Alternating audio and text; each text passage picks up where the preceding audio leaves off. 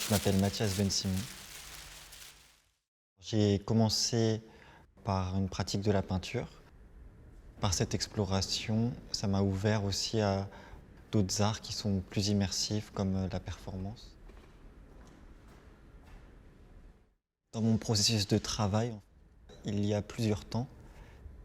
La pratique d'atelier qui est un peu comme un laboratoire en fait, où je vais faire toutes ces recherches picturales et de matière. C'est vraiment un moment que je prends tout seul, où je convoque en fait mes différents souvenirs de voyages, d'expériences que je vais essayer de matérialiser et d'essayer de trouver quelle est la forme la plus juste et qui me correspond le plus pour exprimer ces tonalités-là.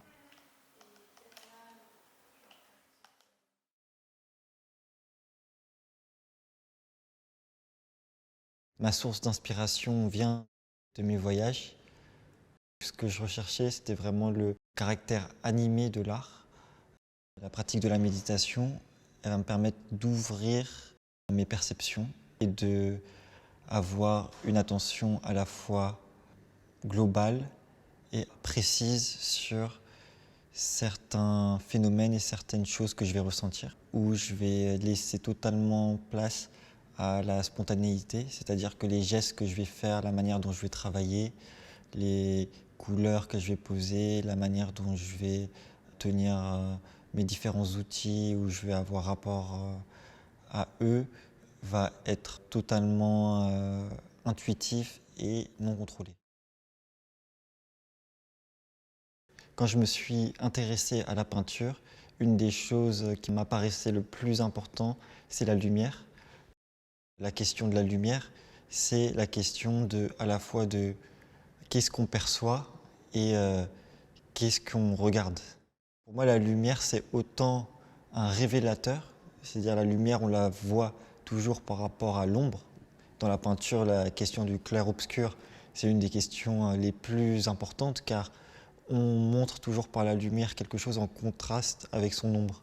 Comment cette lumière-là pénètre dans la pièce et va avoir une incidence, une réflexion sur certains endroits, comment en fait elle allait changer le rapport du spectateur, ce qui m'a mené vers un art qui est plutôt immersif. C'est à ce moment-là que je vais voir les pièces en plus grand et ces espaces immersifs-là, moi, m'ont mené à inviter en fait d'autres artistes à les interpréter.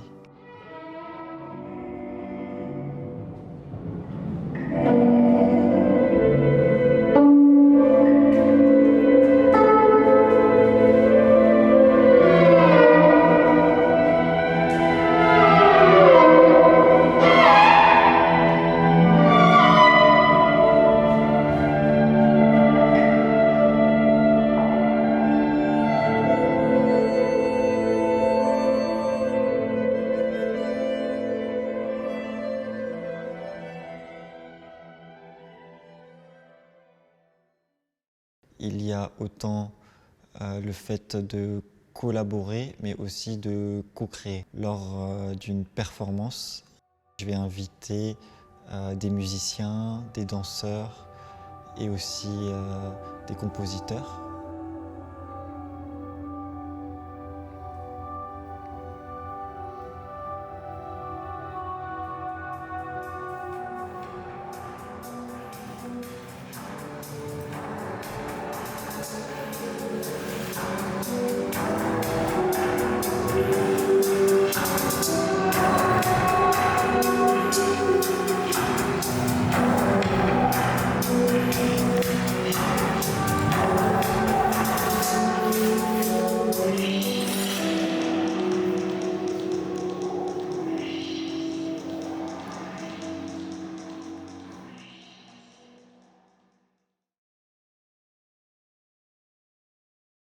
Dans la création, il y a toujours une frontière très mince entre la maîtrise et l'abandon.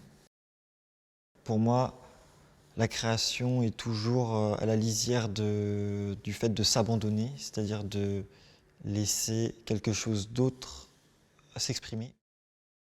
Ce contraste en fait entre le fait d'établir un cadre et le fait de laisser quelque chose surgir, c'est à la fois un paradoxe, mais en même temps une nécessité.